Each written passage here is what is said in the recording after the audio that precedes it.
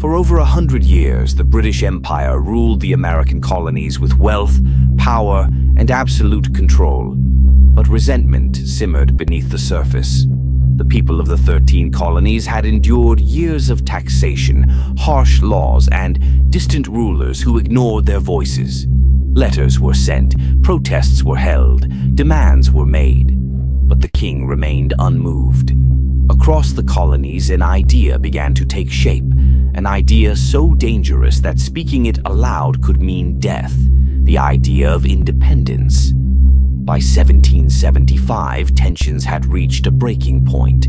The British saw the growing unrest as a threat that needed to be crushed. They sent orders to seize weapons and arrest rebel leaders before rebellion could spread. But they were too late. Word had already spread, the shot that changed everything.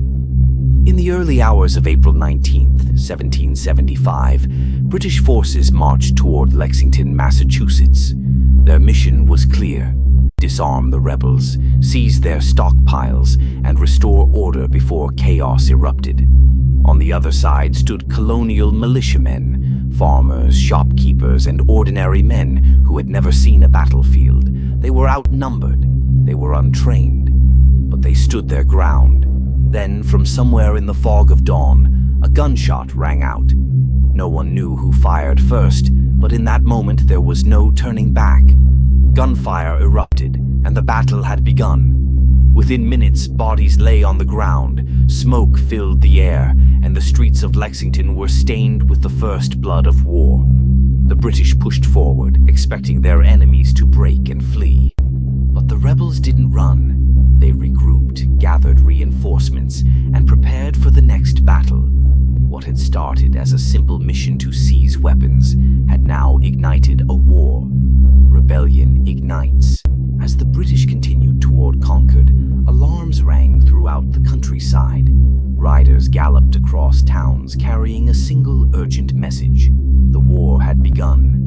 By the time British forces reached Concord, the colonists were ready. Hundreds of armed men had taken position, hidden behind trees, fences, and stone walls. When the British advanced, they were met with fierce resistance. Gunfire tore through the air as the colonies struck back. The mighty British army, undefeated across continents, was now retreating. The rebels had turned them back, not with superior weapons or tactics, but with something far more powerful: determination. The Redcoats marched back to Boston, but their confidence had been shaken. This was no longer a protest, no longer a rebellion. This was war. The war has begun, but what happens when they challenge the king himself?